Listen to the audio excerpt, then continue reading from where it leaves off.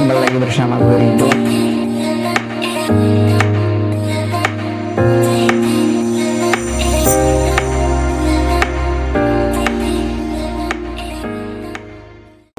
Seperti kutipannya Pak Stephen Tong, bagaimana kamu melihat dirimu di hadapan Tuhan, berespon di hadapan Tuhan, itulah diri lu gitu.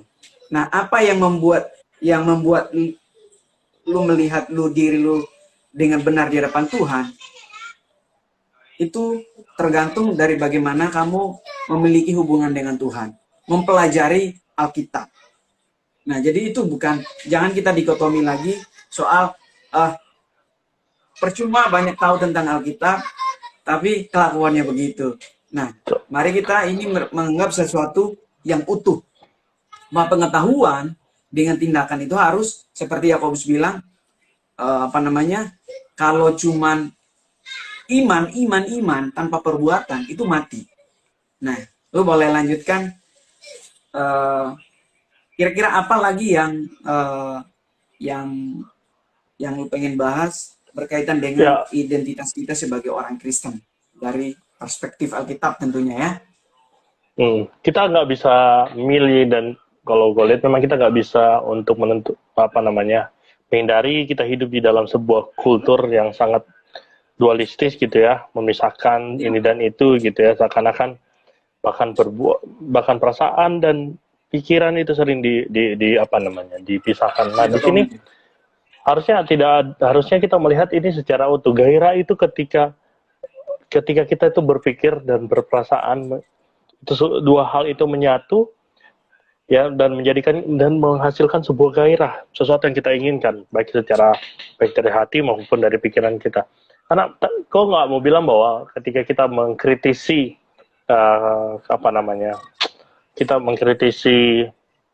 budaya, pemahaman filosofis yang terlalu melihat bahwa eksistensi manusia selalu tentang berpikir, tapi yang kita sekalipun kita mengkritisi itu, tapi bukan berarti begini.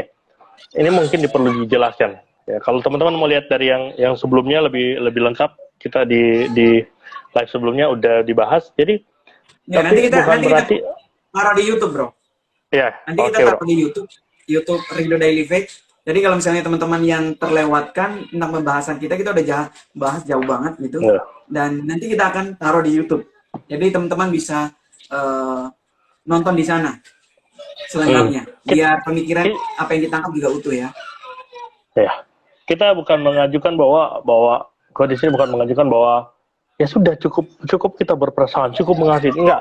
Tapi ketika kita menawarkan yang namanya ciptaannya erotis, artinya manusia itu digerakkan oleh gairah, artinya secara holistik manusia perlu membangun, seseorang Kristen perlu membangun kehidupan Kristiani yang meliputi aspek kognitifnya, afektifnya, semuanya itu harus ditumbuhkan supaya dia memiliki sebuah gairah yang selalu menarik dia kepada Allah gitu. Jadi bukan berarti kita anti teologi di sini. Nah, itu juga fatal juga. Ada beberapa orang yang cukup kritis yang kita kan bukan tentang tahu yang baik, bukan tentang tahu dan sebagainya. Tapi terus kemudian tiba-tiba menjadikan teologi sesuatu yang haram. Enggak juga gitu ya. Kita perlu belajar.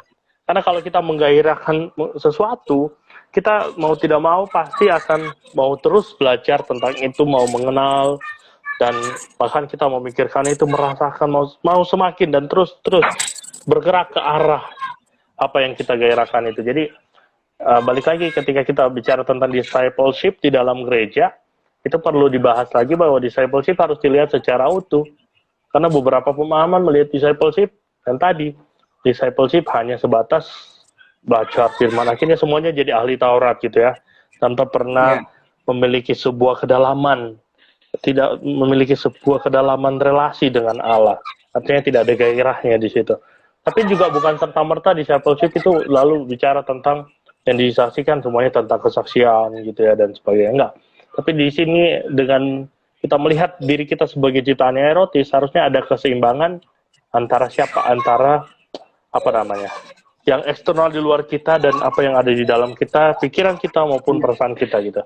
Nah, ini juga menjadi sebuah tawaran teologis juga dari gua, bahwa kadang-kadang begini bro, ada orang yang, ini kan debat yang nggak selesai gitu ya, debat yang cukup panjang siapa kita. Ada yang bertanya bahwa, ada yang bilang bahwa siapa kita berdasarkan apa yang kita pikirkan. Di dalam zaman postmodern ini, orang cenderung mendefinisikan siapa dirinya, hakikat dirinya seringkali didefinisikan berdasarkan apa yang dia suka atau apa yang dia rasa tentang dirinya.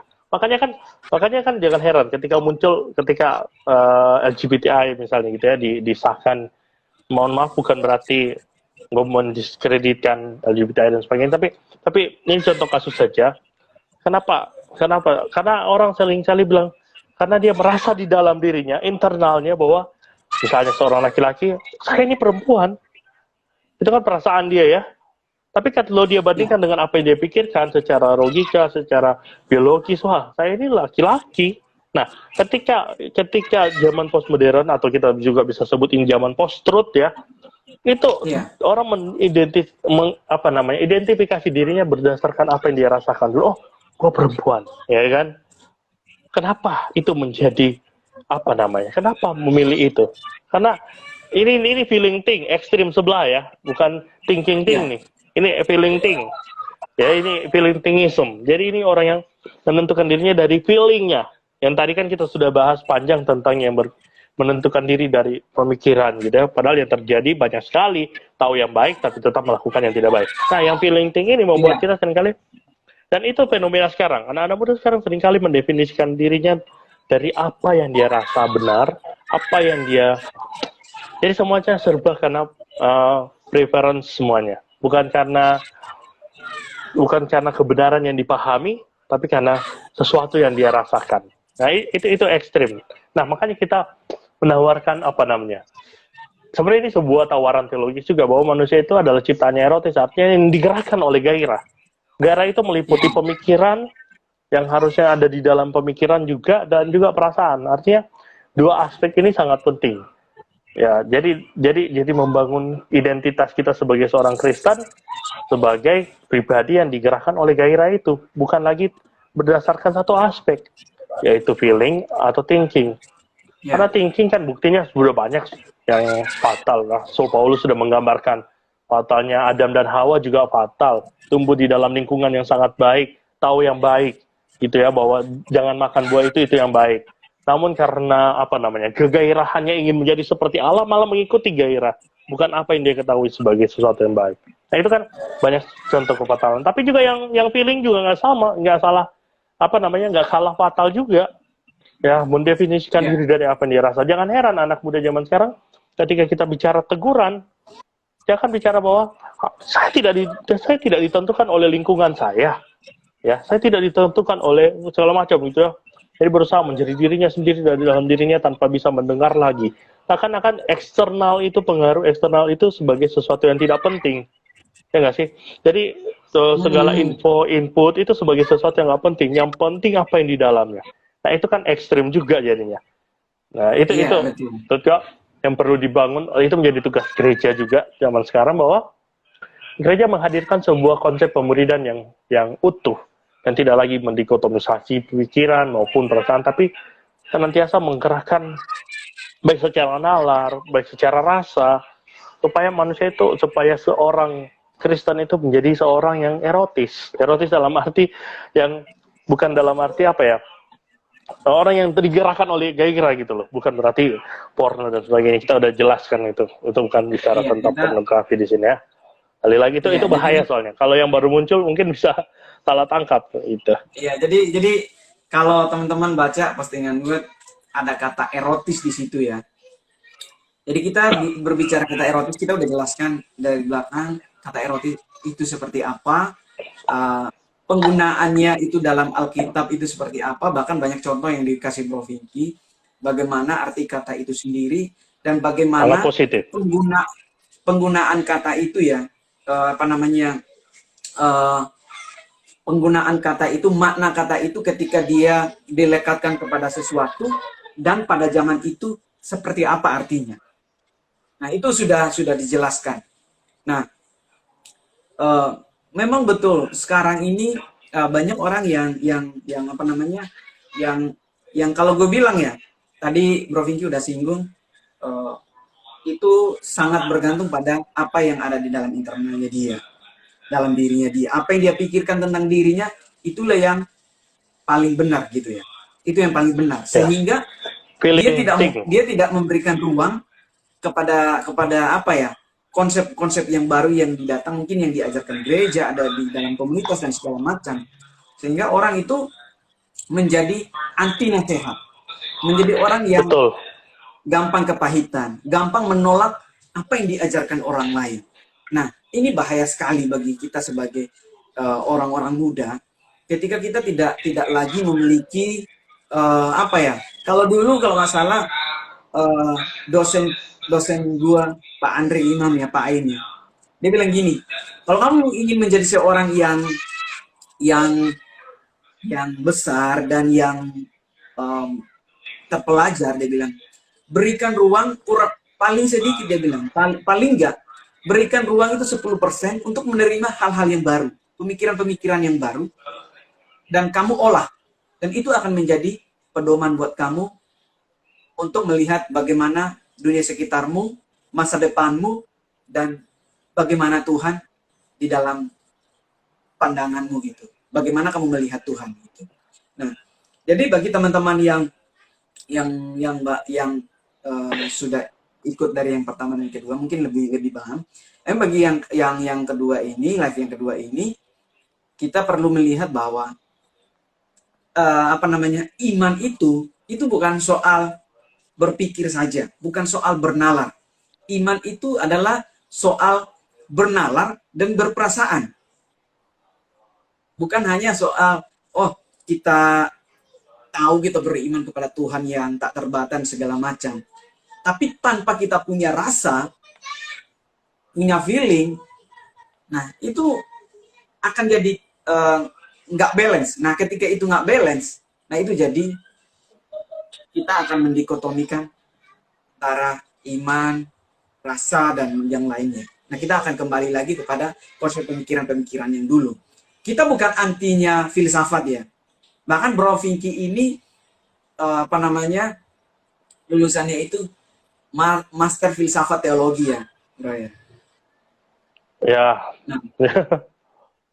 Nah, jadi kita bukan anti yang namanya pemikiran, anti yang namanya itu perasaan, tapi keduanya ini harus menjadi satu, dan itulah yang menggairah kita, menjadi ciptaan yang erotis yang menggairahkan kita.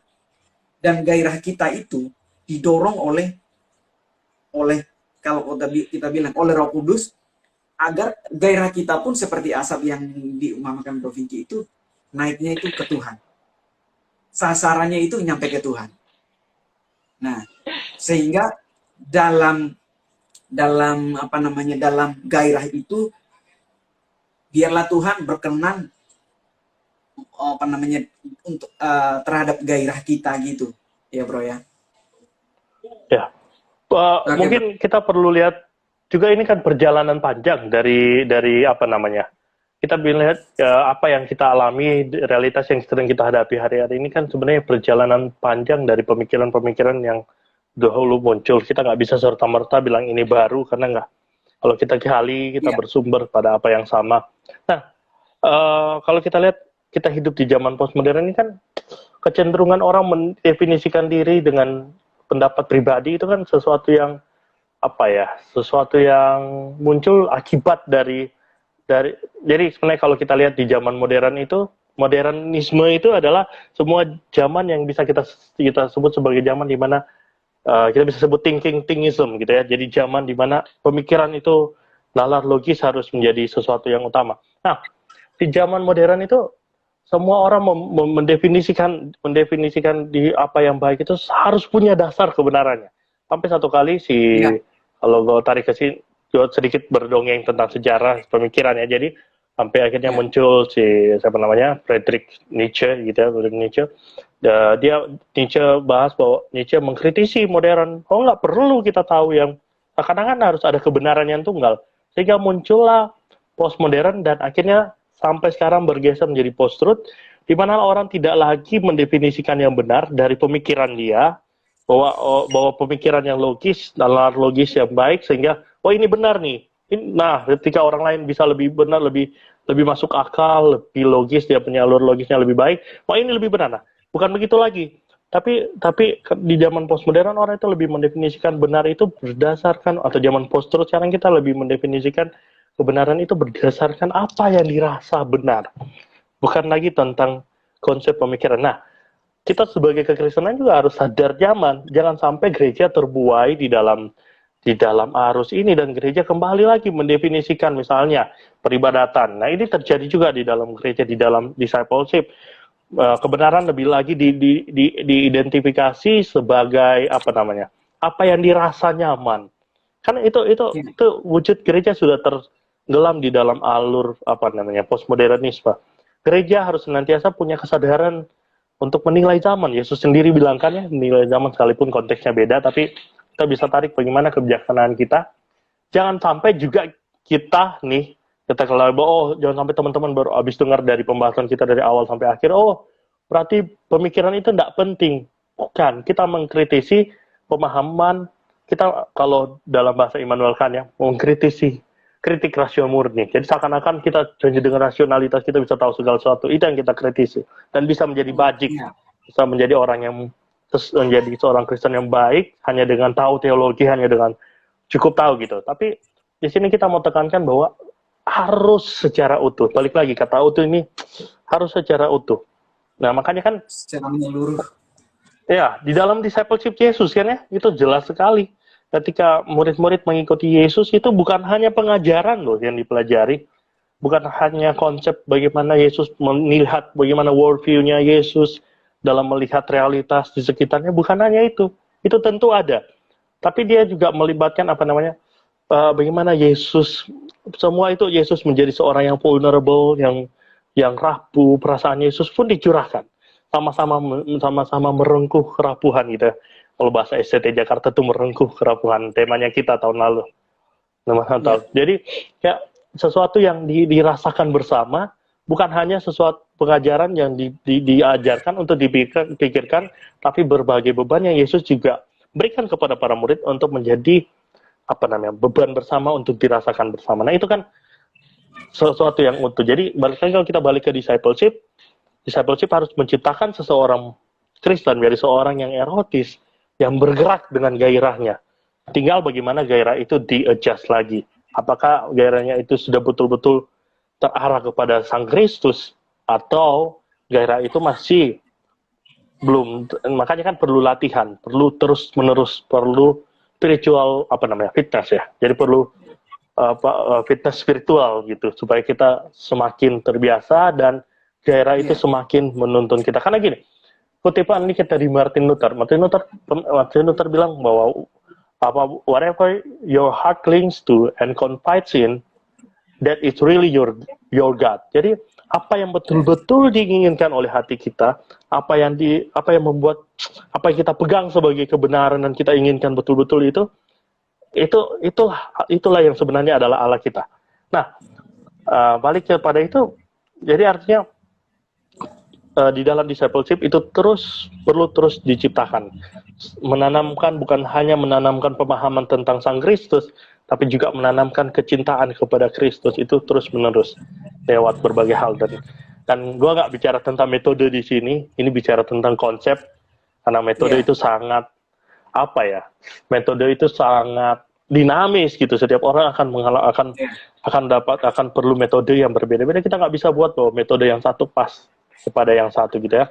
Seperti kata si Anthony de Mello gitu ya, jangan potong orang terus masukin ke bajunya, tapi potong bajunya masukin ke orang. Jadi itu metode akan sangat dinamis. Kalau bahasanya Pak Julius, demetodologisasi. Jadi nggak ada metode baku yang bisa kita bakukan di sini. Jadi kita mainnya lebih ke konsep hari ini. Gitu sih. Iya, jadi kita ngomong tentang konsep erotis, kita ngomong tentang identitas, kita ngomong juga tentang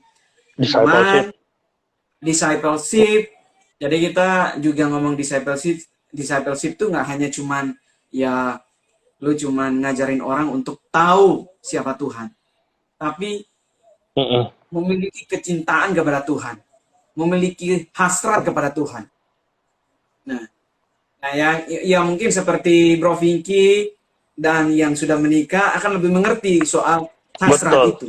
apa yang mendorong kita itu kita berhasrat kepada seseorang atau kepada suatu hal. Nah, itu akan lebih ini. Nah, bagi kita mungkin anak-anak muda ya, mungkin yang belum ikut dari awal. Bagaimana kita gairah kita kepada pasangan kita, pada pacar kita.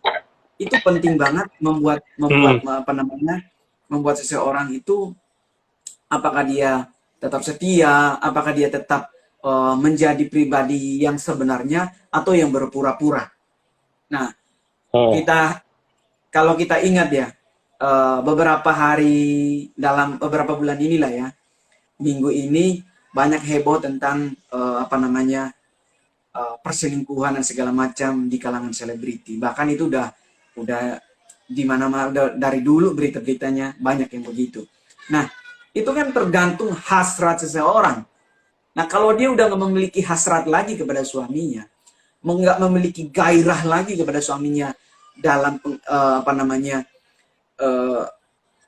dengan benar, itu otomatis tuh rasa itu akan seperti sesuatu yang hampa, yang wah tunggu waktu aja rusak total gitu ya. Nah, tetapi ketika kita memiliki gairah tentunya gairah kalau gue bilang ya gairah yang kudus ya, gairah yang dalam pengertian yang benar, apa yang mendorong kita bergairah itu akan tepat sasaran. Nah, Bro Vinky udah ajarin kita juga, jelasin ke kita soal discipleship dan segala macam. Nah, dalam discipleship juga itu penting banget yang namanya tauladan atau teladan. Nah, tauladan itu kan disebabkan oleh dua hal yang udah dijelaskan juga Bro Vinky tadi. Yang namanya iman itu menyangkut bernalar dan berperasaan. Nah, kalau kita misalnya ngajarin orang juga, bagaimana kita mengajarkan orang dengan benar, dengan baik? Kalau kita sendiri itu tidak mengerti apa yang benar. Bagaimana kita memiliki mengajarkan orang tentang kecintaan kepada Tuhan, kalau kita sendiri tidak mengerti, tidak memahami, tidak memiliki kecintaan kepada Tuhan. Nah, itu penting banget. Nah, gimana menurut Bro Vinky berkaitan dengan discipleship dan tauladan itu? Jadi banyak hal yang kita bahas dengan ini ya. Betul, Bro. Ada yang mungkin sedikit lupa dibahas bahwa kenapa manusia atau identitas kita sebagai seorang Kristen bisa kita sebut sebagai ciptaannya erotis. Salah satunya kita harus lihat bahwa Allah itu adalah Allah yang dalam bahasa yang tolong makna ini dengan sangat positif gitu ya. Allah yang trinitarian, relasi trinitarianisme itu, trinitarianitas itu kan sebenarnya relasi trinitarian ini relasi yang sangat saling menggairahkan satu dengan yang lain. Itu sebenarnya tulisan-tulisan Bapak Gereja yang sangat baik gitu ya, bahwa ada relasi erotis antara Allah gitu, Allah Tritunggal gitu ya. Jadi itu sebuah relasi yang saling menginginkan. Nah, relasi itulah yang harusnya menjadi sesuatu, menjadi cerminan bagaimana kita juga berrelasi dengan Allah. Itu kan bagaimana kita juga senantiasa punya satu keterhubungan di dalam. Makanya gue suka banget pakai kata gairah, karena gairah ini bukan sebatas gue kepengen, enggak. Gairah itu sesuatu yang menggerakkan kita seluruh hidup kita, relasi kita memberi diri, membuat kita memberi diri. Makanya relasi trinitarianitas itu kan relasi antara Allah Bapa dan Anak, kan itu relasi yang saling memberi diri satu dengan yang lain. Makanya seorang teolog pernah bilang, Jurgen Moltmann pernah bilang bahwa kematian Kristus itu bukan cuma the death of Christ, the death of God. Bukan, it's not the only the death of God, tapi the death in God. Bagaimana kematian Kristus adalah kematian yang di dalam Allah merengkuh. Karena merengkuh sakitnya kematian Kristus itu. Jadi sama juga dengan manusia, harusnya kita punya relasi begitu. Artinya di dalam relasi kita dengan Allah ada relasi yang kita tuh selalu ada gairah kepada Tuhan, dan senantiasa itu terpancar ya. Kalau kita bilang terpancar, nanti akan terpancar di dalam apakah kita kalau bentuk praktis, apakah kita semangat untuk belajar tentang Tuhan gitu kan? Apakah kita belajar untuk melakukan hal-hal yang terlibat menjalani hidup di dalam liturgi kepada Tuhan, merasakan dimanapun Tuhan berada, mencintai Tuhan dan sebagainya, itu kan semuanya ekspresi dari gairah itu. Ya, gairah itu bisa terekspresi lewat banyak hal. Kalau gue pakai mungkin lebih bahasa yang sederhana adalah karena sudah menikah gitu ya, mungkin Bro Musa harus berimajinasi tinggi. Akan menikah. akan pasti. Jadi gua di dalam pernikahan itu dulu sebelum, mungkin kalau gue belum tahu kebenaran bahwa eros itu bukan sesuatu yang harus dihindari, sesuatu kita akan melihat bahwa relasi suami istri itu sebagai sesuatu yang mungkin kurang bisa dimaknai, tapi sebenarnya kan relasi antara hubungan suami dan istri itu adalah cerminan loh di dalam Alkitab, bagaimana itu mencerminkan relasi Allah dengan Kristus, dengan umat. Di situ tuh konsep erotis itu udah muncul di Efesus kan, seperti Kristus mengasihi jemaatnya. Kasihnya Kristus kepada umat itu membuat Kristus memberi dirinya kepada umat, bahkan mati buat umat, itu kan? Nah, itu relasi yang kemudian digambarkan oleh Paulus sebagai relasi antara bagaimana seorang suami, ya suami dan istri harusnya saling memberi diri gitu. Sebagaimana Kristus memberi diri, itu kan cerminan kasihnya Kristus. Eros itu sebenarnya di sini bisa kita lihat sebuah gairah memberikan diri itu sebenarnya dimulai oleh Sang Kristus itu sendiri. Nah, gue ambil contoh di dalam pernikahan. Ada nggak gairah seperti itu? Jelas sekali ada. Ada, kita dua orang yang sangat berbeda, dua orang yang cukup berantakan, istri gue seorang yang sangat teratur, rapi, dan sebagainya. Tapi ketika gairah itu muncul, ada sebuah gairah yang menggerakkan gue tuh kepengennya itu terus membuat dia, ya mungkin ini pasangan muda dan bagaimana gitu ya, pengen melakukan segala sesuatu untuk memberi diri gue kepada dia, buat dia senang, membuat sebagaimana, itu gairah. Nah, even gue orang yang nggak teratur, gue mulai tuh belajar sesuatu yang teratur karena gue tahu dia kepengennya begitu. Ya kan, dia pengennya gue tuh jadi orang yang teratur. Walaupun gue masih jatuh bangun, kadang-kadang masih lupa. Mohon maaf nih kalau laki-laki nih kadang-kadang kita kalau kencing dia, mohon maaf mungkin ini analogi yang sedikit. Tapi kadang-kadang kan offside gitu ya. Nah itu sesuatu yang mungkin yang nggak disukai oleh istri gue gitu. Tapi gue sebelum hidup bersama dengan dia mungkin nggak melihat itu sebagai sesuatu yang serius. Tapi ketika gue udah menjadi suami dan istri dan gue tahu dia maunya seperti itu, ada gairah terus ingin saling memuaskan dia bukan hanya secara seksual, tapi juga secara apapun gitu ya, secara utuh. Nah, gambaran inilah maksud gue, itu bisa kita gambarkan bagaimana seorang Kristen itu harus punya gairah. Dia yang tadinya dia hidup berdasarkan apa maunya dia, melihat hal-hal yang tidak baik sebagai hal-hal yang biasa saja, tidak masalah, yang dosa dianggap tidak dosa. Tapi ketika dia hidup di dalam Kristus, kalau dia dituntun oleh gairah itu, harusnya seluruh hidupnya itu terarah untuk melakukan apa yang diinginkan oleh yang digairahkan dia, yaitu Kristus. Nah, mungkin jadi kalau kita lihat seperti itu, artinya kekristenan itu dinamis sekali. Kita nggak melihat cukup tahu seberapa gitu.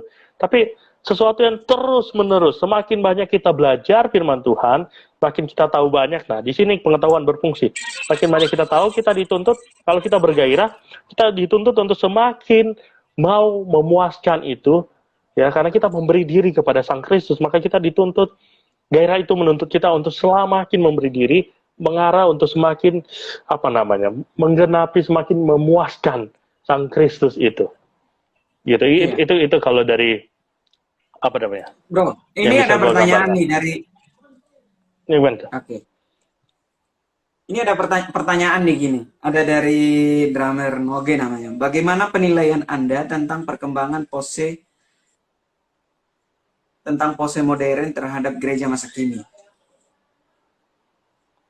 Postmodern. Oh. Oke. Dengar nggak, Bro? Gua jawab ya. Ya, jawab ini. Boleh dijawab.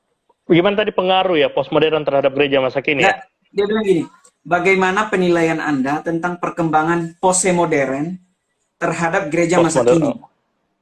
Mungkin masih postmodern ya. Postmodern kali. Hmm. Postmodern kali ya. Gimana postmodern? Bagaimana penilaian Anda terhadap gue lagi cari Perkembangan postmodern terhadap gereja masa kini? terhadap gereja masa kini. Oh, kita nggak bisa pungkiri bahwa gereja itu pada dirinya, gereja itu bukan hanya sebuah institusi spiritual, tapi gereja juga itu adalah sebuah institusi sosial. Di dalamnya terjalin relasi sesama manusia kan, satu dengan yang lain. Itu kan kita sangat melihat konsep sosial banget di situ. Nah, menariknya kalau kita lihat lebih jauh bahwa gereja yang, maka tidak mungkin gereja itu bebas dari pengaruh zaman. Nah, kita bisa lihat bahwa tidak mau gereja itu sangat dipengaruhi oleh zaman, termasuk postmodernisme ini. Gereja cenderung, kalau dulu gereja itu di Jerman ya, kalau kita lihat zaman modern, gereja itu sangat terpengaruh modernisme, sehingga lahirlah teologi sistematik yang harus punya suatu dasar teologi yang logis. Sangat menekankan itu pengaruh banget modernisme terhadap gereja. Nah, kita hidup di zaman postmodern, kita bisa lihat bahwa gereja mulai gereja mulai melihat bahwa kebenaran itu sangat plural, itu sebuah, dia tidak lagi melihat mulai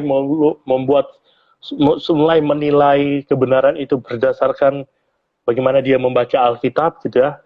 Kalau kita sebenarnya kan kita bisa lihat begini, gue nggak bermaksud untuk menyinggung gereja manapun, tapi ini fakta di dalam dunia bergereja. Misalnya gereja itu menafsirkan Alkitab. Contoh dalam penafsiran Alkitab, banyak gereja menafsirkan Alkitab itu tidak lagi mematuhi aturan-aturan hermeneutis, bahkan menganggap bahwa hermeneutika atau teologi gitu ya, studi Alkitab itu bukan sesuatu lagi yang penting. Itu kan kontrasnya dunia modern. Dunia modern itu harus sekolah betul-betul seorang pastor itu dididik menjadi seorang teolog, seorang yang menguasai. Tapi kalau postmodern sekarang sudah tidak lagi. Jadi menilai realitas, menilai firman itu mulai lagi dari perasaan. Bahkan kalau kita tarik lebih jauh, sebenarnya kalau bisa ngomong terus terang, di gerakan Pentakostalisme, karismatik itu adalah hasil dari gerakan dari perubahan zaman postmodernisme.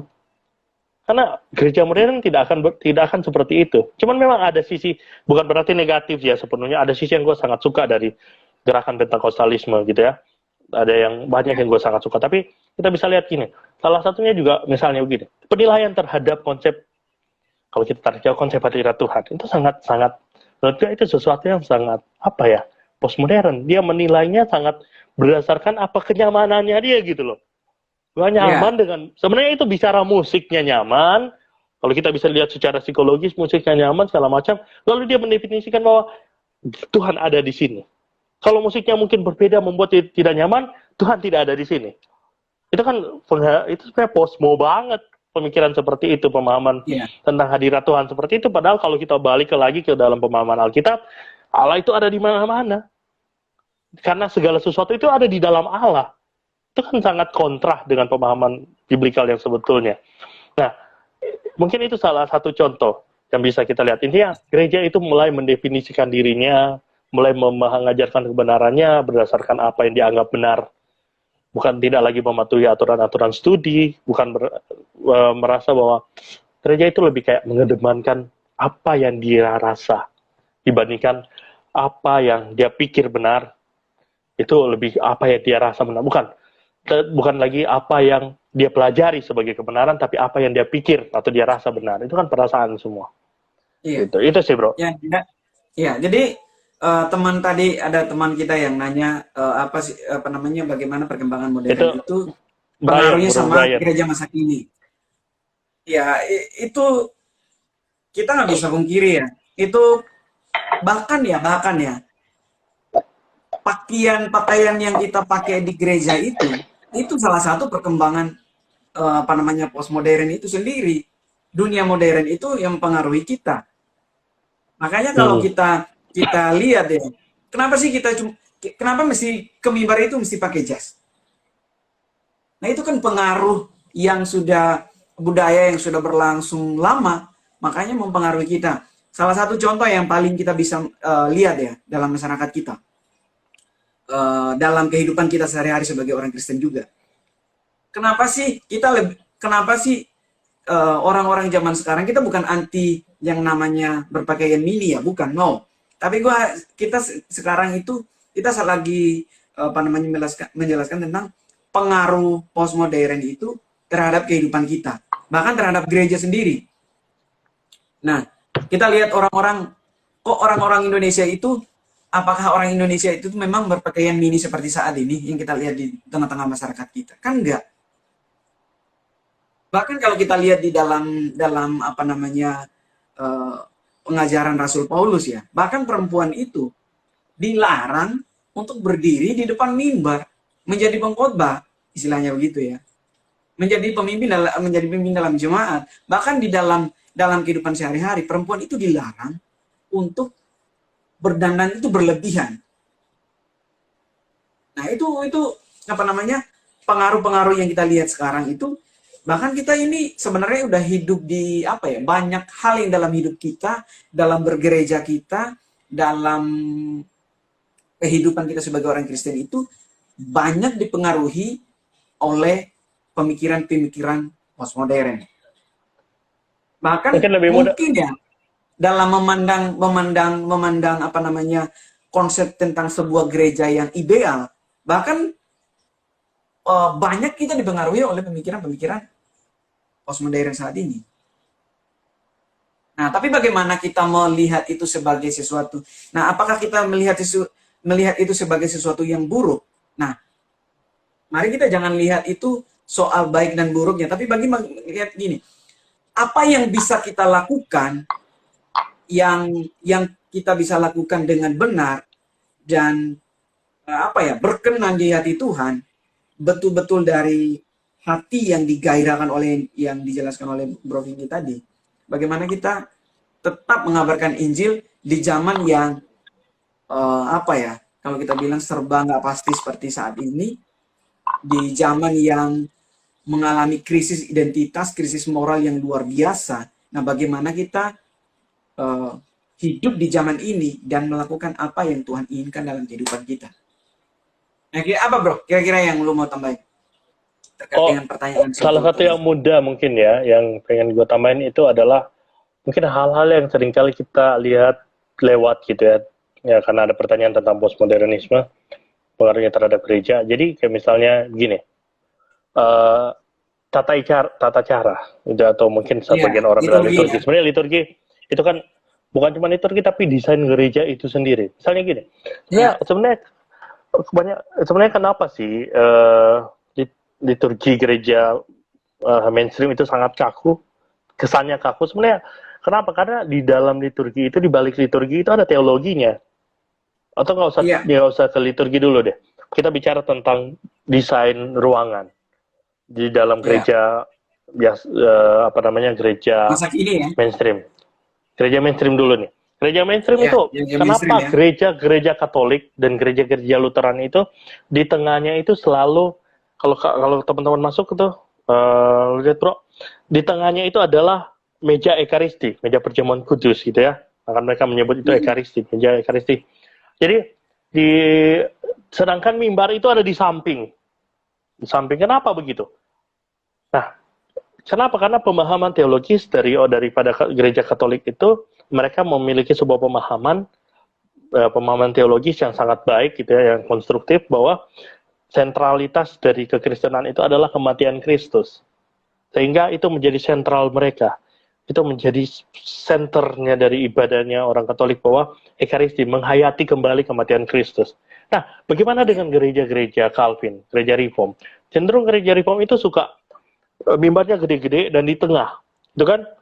Di tengah, dan itu menggambarkan apa? Itu adalah menggambarkan bagaimana orang Reform itu punya teologi tentang firman itu sebagai kebenaran yang utama, sangat tinggi, sangat dijunjung, sehingga itu menjadi sentralitas, bahwa sehingga pemberitaan firman itu menjadi sentral di dalam ibadah gereja Reform biasanya. Gitu ya. Nah, kita lihat gereja-gereja yang produk. Kenapa gue bilang produk posmo? Karena lahir di zaman di mana zaman itu sudah beralih, bukan dari modern lagi, tapi zaman postmodernisme. Ya, misalnya gereja Pentakosta karismatik. Mungkin ini belum dibuat penelitian lebih lanjut, tapi ini bisa jadi bahan. Coba lihat, kenapa tidak ada lagi semua besar dan tidak ada lagi mimbar besar segala macam, semuanya serba santai, dan kita bisa lihat lagi bahwa tidak ada liturgi yang teratur. Padahal liturgi yang teratur itu sebenarnya kalau kita gali lebih panjang mungkin di sesi lain itu menggambarkan teologi dari suatu gereja. Tidak ada, kenapa?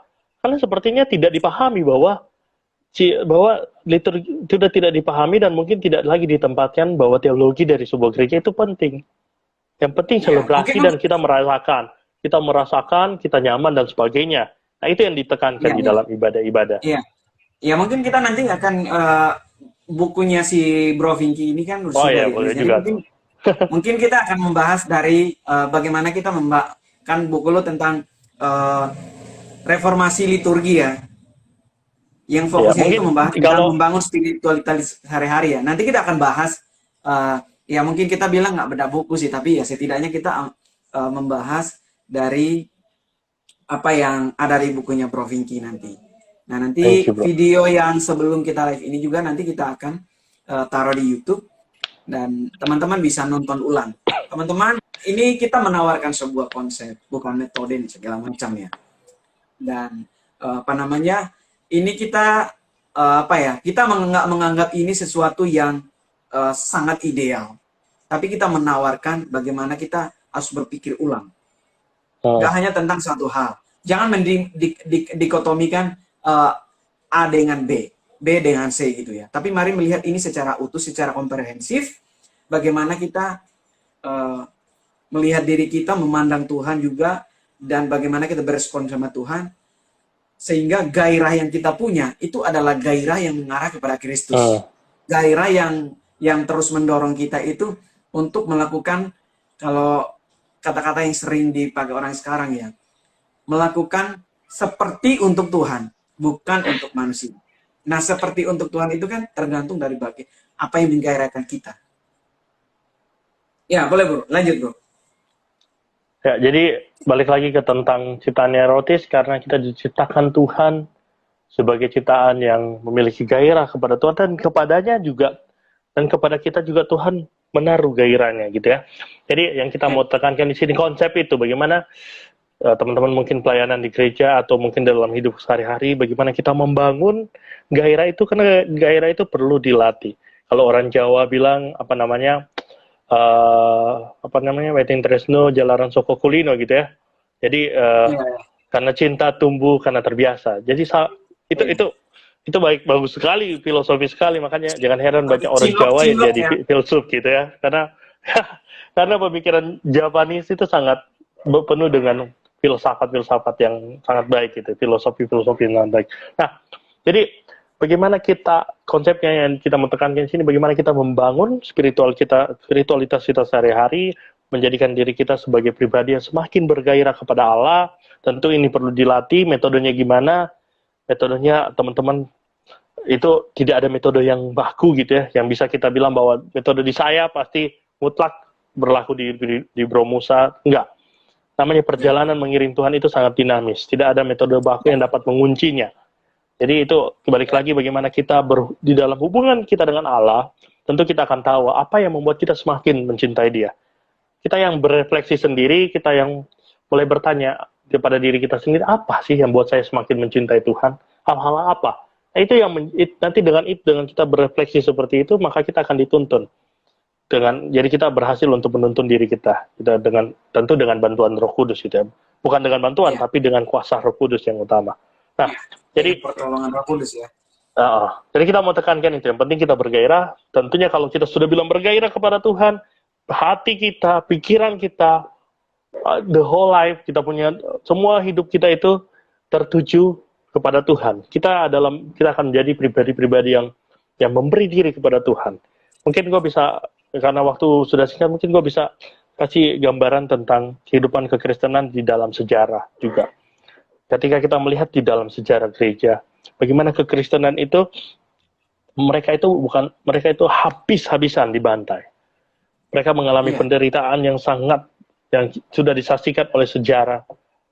Bahkan banyak yang kematian mereka itu sampai ada yang ditaruh di Kolosium dan akhirnya dikejar-kejar oleh singa, dimakan dan menjadi hancur-hancuran mati memberikan nyawa mereka. Ya, apakah mereka memberikan diri mereka, nyawa mereka, rela mati bagi Kristus demi mempertahankan iman? Apakah karena mereka tahu yang baik? Tentu tidak. Kalau mereka tahu yang baik, sangat mudah untuk masa demi tahu yang baik kita langsung gua tahu Yesus itu Tuhan, lalu dia memberikan dirinya mati buat Yesus. No, tidak serta-merta. Ya. Tapi kita bisa melihat bahwa dia itu memiliki gereja mula-mula itu memiliki gairah yang sangat kuat kepada Kristus. Bukan hanya sekedar tahu, tapi mereka juga bergairah kepada Kristus sehingga mereka memberi diri untuk Kristus, even mereka harus mati menderita buat Kristus.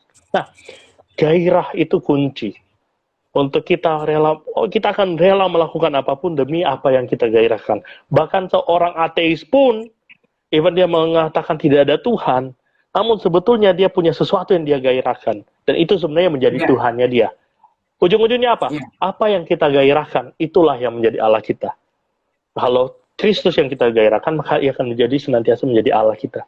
Tapi kalau harta duniawi, berkatnya yang kita gairahkan, tentu kita akan menjadikan berkatnya sebagai Allahnya kita, sebagai Tuhan, mempertuhankan itu. Jadi, kembali lagi, gairah itu sangat penting. Mari bersama-sama kita tuh menumbuhkan gairah kita di dalam Tuhan. Karena kita ini ciptaannya erotis yang diciptakan Tuhan untuk memiliki gairah kepada Allah. Kita harus adjust terus gairah kita, jangan sampai gairah kita itu seperti kompas yang salah. Ya, kompas yang dulu kan sering salah gitu ya. Jadi mari yang harus kita lakukan sehari-hari adalah terus kita sadari apakah sudahkah kita punya hidup semuanya terarah kepada Kristus. Sudahkah gairah kita semuanya tentang Kristus atau masih ada hal-hal yang lain. Tentu ini nggak mudah, teman-teman harus bersabar dalam proses ini, karena gue juga sharing ini bukan berarti saya ini orang yang sempurna, enggak. Ini sangat banyak sekali kekurangannya, sangat banyak kegagalan di dalam kehidupan saya. Namun saya percaya dan kita semua harus juga melihat bahwa ini adalah proses, bukan situasi, bukan keadaan, tapi proses. Artinya ini adalah sesuatu yang tidak mutlak tiba-tiba kita sudah punya gairah, enggak. Tapi proses menjadi, bukan being, tapi becoming. Gitu ya, jadi proses menjadi. Jadi bersabarlah dalam proses ini. Dan kiranya kita semakin bertumbuh di dalam gairah kita, dalam mengasihi Tuhan. Iya, jadi kalau gue boleh tambahin ya, itu penting banget. Itu gairah itu menjadi sesuatu yang sangat penting, dan itu disebabkan oleh banyak hal. Disebabkan oleh hubungan kita dengan Tuhan, perasaan kita dengan Tuhan seperti apa, bagaimana kita mengenal Tuhan, memiliki hubungan pribadi dengan Tuhan, itu yang akan menentukan gairah kita. Nah, di situasi pandemi ini ya, kalau berita yang beredar kan, dan pemerintah sudah mengeluarkan peraturan bahwa kota Jakarta, Jawa Bali, beberapa kota itu akan diperlakukan PSBB ketat. Nah, bagi kita, ini kan sudah mau setahun nih kita ibadah online terus ya.